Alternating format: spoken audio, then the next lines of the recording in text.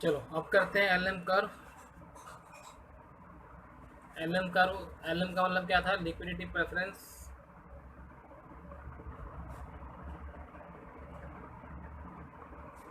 या फिर money supply. ठीक है, लिक्विडिटी प्रेफरेंस या मनी सप्लाई कर्व को हम लोग क्या बोलते हैं? एल एम का। तो मेन बात क्या है कि मनी सप्लाई की ज़रूरत कब पड़ेगी?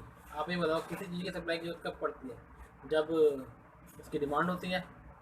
यानी कि हमें जो है सबसे पहले पढ़ना पड़ेगा मनी की डिमांड के बारे में। कैसे कैसे मनी की डिमांड होती है, कब कब लोग मनी की डिमांड करते हैं, किन कंडीशन में करते हैं, ये सारा का सारा हम लोग पहले पढ़ेंगे। तो हमें फिर ये सारा का सारा कर समझ में आ जाएगा। अब देखो मनी की डिमांड की कब होती है। अगर मैं एक हाउस होल्ड के लिए पहले बात करूँ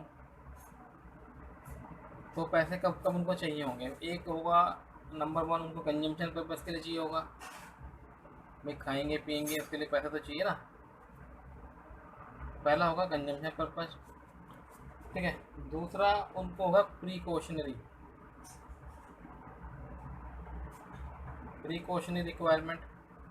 कोई इमरजेंसी पड़ जाए, कोई बीमार हो जाए, कोई हेल्थ केयर वगैरह के लिए चाहिए होगा, मान लो बच्चे के एजुकेशन एक्सपेंडिचर होगा, ऐसे के काम पड़े हो प्रीकॉशनरी।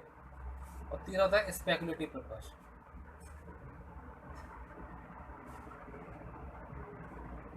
स्पेकुलेटिव पर्पज़, तो ये तीन वजह होती है जिसकी वजह से कि हाउस होल्ड को मनी की डिमांड करते हैं। पहला क्या, कंजम्पशन पर्पज़ है। Consumption day to day life के जो खर्चे हैं वो, ठीक है, यानी कि डे टू डे एक्सपेंसेस के लिए दूध पानी वगैरह खर्चा जो होता है। प्रिकॉशनरी होता है, जैसे मान लो कोई हेल्थ या एजुकेशनल खर्चे जो आ जाते हैं, उनके लिए पैसे की डिमांड उनको पड़ती है। तो स्पेकुलेटिव, स्पेकुलेटिव का मतलब क्या होता है? स्पेकुलेटिव होता है पैसा कमाने की चाह बेसिकली, कि जैसे शेयर मार्केट में पैसे लगा दें, कहीं पैसे लगा दें तो क्या होगा, उससे इनको अर्निंग हो जाएगी। तो स्पेकुलेटिव पर्पज़ है basically earning purpose. Earning purpose यानी कि अगर वो कोई बंदा पैसे कमाना चाहता है तो उसको हम लोग स्पेकुलेटिव पर्पज़ बोलेंगे। तो इन तीन वजहों से जो है मनी की डिमांड एक हाउस होल्ड करता है। ठीक है, ये बात समझ में आई। चलो अब आगे चलते हैं। अब अगर हम लोग डिमांड, मनी डिमांड और इन दो मेन पर्पज़ के लिए की रिलेशन देखें, money demand relation with consumption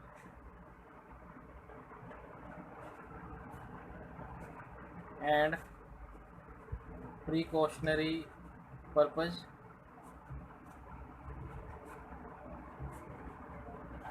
ठीक है, तो इसके बारे में अगर लेवल देखें तो ये डिपेंड करता है लेवल ऑफ इनकम पे।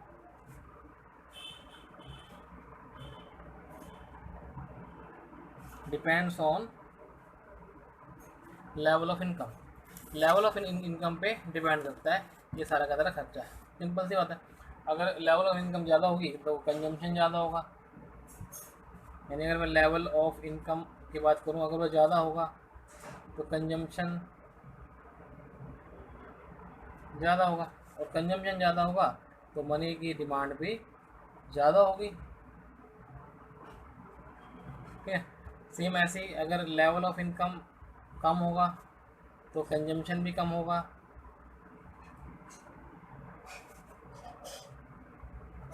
और कंजम्पशन भी कम होगा तो फिर मनी डिमांड भी कम हो जाएगी। ये जो लेवल ऑफ इनकम है ये दोनों से रिलेटेड है, कंजम्पशन पर्पज पे भी है, प्रिकॉशनरी पे भी। लेवल ऑफ इनकम पे डिपेंड करता है, अगर लेवल ऑफ इनकम बढ़ेगी तो मनी डिमांड बढ़ेगी इस केस में, और लेवल ऑफ इनकम गिरेगी तो मनी डिमांड भी गिर जाएगी। अब बात करते हैं स्पेकुलेटिव पर्पज के बारे में कि ये किस तरीके से रिलेटेड करता है। तो money demand relation speculative purpose ये डिपेंड करती है रेट ऑफ इंटरेस्ट पे। Depends on rate of interest. Simple सी बात है, अगर जो किसी को ज़्यादा इंटरेस्ट मिल रहा होगा अपने उस पर लगाए गए पैसे पे तो ज़्यादा डिमांड करेगा। नॉर्मल सी बात है, चलो देखते हैं इसको। अब देखो रेट ऑफ इंटरेस्ट होता क्या है।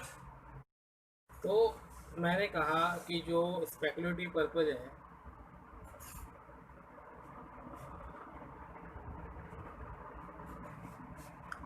वो डिपेंड करता है रेट ऑफ इंटरेस्ट पे। ये डिपेंड किस पे करता है?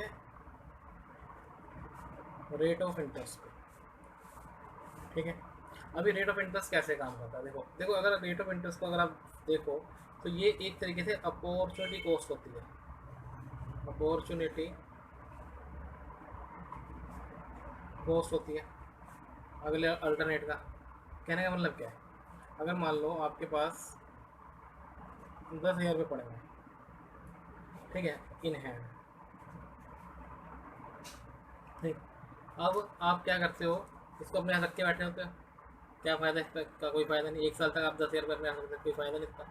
लेकिन वहीं अगर आप ये 10,000 रुपये बैंक में जमा कर देते हो,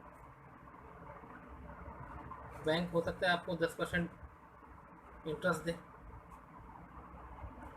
तो आफ्टर 1 ईयर आपके कितने पैसे आ जाएंगे? 11,000 रुपये। 10,000 प्लस 1,000 का इंटरेस्ट का। ठीक है, तो रेट ऑफ इंटरेस्ट पे डिपेंड। रेट ऑफ इंटरेस्ट क्या है? Opportunity cost. और अपॉर्चुनिटी कॉस्ट बढ़ती जाएगी बढ़ती जाएगी। मान लो अगर रेट ऑफ इंटरेस्ट बढ़ जाए, रेट ऑफ इंटरेस्ट पहले 10% था, फिर 11% था, फिर 12%, अगर बढ़ता जा रहा है तो आप क्या अपने पास पैसे रखोगे या बैंक में जमा कराओगे? तो बैंक में जमा कराओगे। ठीक है, तो अगर देखा जाए तो रेट ऑफ इंटरेस्ट और डिमांड, मनी डिमांड में आपस में इनवर्स रिलेशनशिप होगी। यानी रेट ऑफ इंटरेस्ट अगर बढ़ेगा तो लोग पैसे लगाएंगे, और पैसे लगाएंगे तो मतलब कि अपनी मनी को लूज कर देंगे, अपने पास नहीं रखेंगे, मनी डिमांड कम हो जाएगी। रेट ऑफ इंटरेस्ट अगर ज़्यादा होगा तो मनी की डिमांड कम हो जाएगी, और अगर रेट ऑफ इंटरेस्ट कम होगा तो लोग अपने पास पैसा रखना ज़्यादा प्रेफर करेंगे, यानी कि मनी की डिमांड बढ़ जाएगी। तो इसका आपस में इनवर्स रिलेशनशिप है। यानी स्पेकुलेटिव पर्पज़ के लिए जो है वो डिपेंड करता है रेट ऑफ इंटरेस्ट पे। और रेट ऑफ इंटरेस्ट क्या? अपॉर्चुनिटी कॉस्ट है। आपने जो पैसे अपने पास रखे हुए हैं, इसके अगर बैंक में जमा कराओ तो आपको बढ़ के मिलेंगे। तो आप क्या करोगे? पैसे जो है बैंक में लगाओगे तो आपके जो मनी डिमांड है गिर जाएगी। यानी रेट ऑफ इंटरेस्ट अगर बढ़ता है तो मनी डिमांड गिरती है, और रेट ऑफ इंटरेस्ट अगर घटता है तो मनी डिमांड बढ़ जाती है। तो हम लोग क्या कह सकते हैं कि लेवल ऑफ इनकम जो है, level of income is directly related to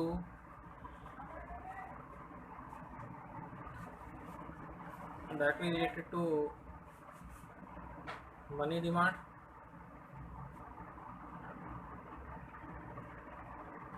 ठीक है, तो अगर हम लोग देखें हमारा जो लेवल ऑफ इनकम है वो डायरेक्टली रिलेटेड है, और जो रेट ऑफ इंटरेस्ट है वो इनवर्सली रिलेटेड है। तो यहाँ पे हम लोग क्या बोल सकते हैं? हम लोग एक एक फंक्शन बना सकते हैं कि लेवल ऑफ इनकम जो है वो KY है। ठीक है, यहाँ पे L1 क्या है हमारा? ये मनी डिमांड है, money demand due to income level, due to level of income. ठीक है, और Y हमारी इनकम है, इनकम लेवल है, और K हमारा फ्रैक्शन है। फ्रैक्शन वो फ्रैक्शन जो कि लोग होल्ड करना चाहते हैं, fraction of income people want to hold. ठीक है, तो हम लोग जो है इसको जो है इस लेवल ऑफ इनकम को मनी डिमांड के इस तरीके से फंक्शन को लिख सकते हैं। तो ये क्या लिखते हैं? L1 equal to KY। ठीक है, ये फंक्शन आया समझ में? अब बात करते हैं लेवल ऑफ इंटरेस्ट की। लेवल ऑफ इंटरेस्ट हमें पता है कि वो इन्वर्सली रिलेटेड है।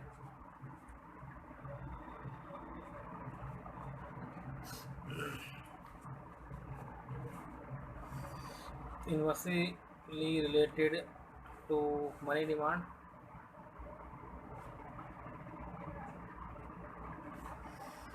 ठीक है, तो इसकी जो बनेगी इक्वेशन, उसको L2 ले लेते हैं, XI। L2 हमारा मनी डिमांड,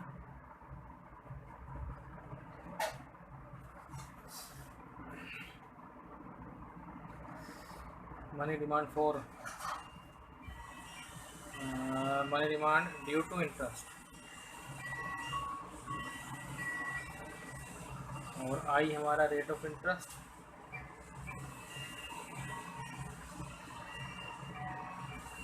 और एक्स हमारा फ्रैक्शन इंटरेस्ट रेट का, फ्रैक्शन ऑफ इंटरेस्ट रेट, ठीक है, that people want to hold. मतलब यहाँ पे इसमें इनवर्स रिलेशनशिप होती है, तो यहाँ पे आगे माइनस का साइन आएगा। हम लोग जब भी कोई फंक्शन बनाते हैं और अगर वो इनवर्स से रिलेटेड होता है तो उसमें हमेशा एक माइनस का साइन आता है। तो हमारे पास दो इक्वेशन आ गई, एक आ गई L2 equal to x minus x i, और एक आ गई हमारे पास L1 equal to k y, ठीक है। ये दो इक्वेशन आ गई। चलो अब आगे चलते हैं। तो अब अगर मैं टोटल मनी डिमांड निकालूँ, टोटल मनी डिमांड, तो एक तो मेरी L1 थी, एक मेरी L2 थी, तो दोनों का मैं उसमें प्लस कर दूँ तो मेरी टोटल मनी डिमांड निकल आएगी, ठीक है। तो L1 क्या था, L1 का फॉर्मूला क्या था, L1 था हमारा के वाई, ठीक है, और L2 क्या था, एच आई, सॉरी एक्स आई, ठीक है। तो ये हमारी इक्वेशन बनती है टोटल मनी डिमांड की, ठीक है। अब मैं यहाँ पे L1 प्लस L2 मेरा का टोटल मनी डिमांड है, और इसको हम लोग जो है कह सकते हैं DM डिमांड फॉर मनी। तो क्या आएगा फॉर्मूला, के वाई माइनस एक्स आई, ये आपका फॉर्मूला, के वाई बड़ा वाला वाई, सॉरी, तो इनकम के लिए हम लोग बड़ा वाला वाई यूज करते हैं, ठीक है। तो हमारा अल्टीमेटली इक्वेशन बन जाएगी। तो ये हमारी बन गई मनी डिमांड की इक्वेशन।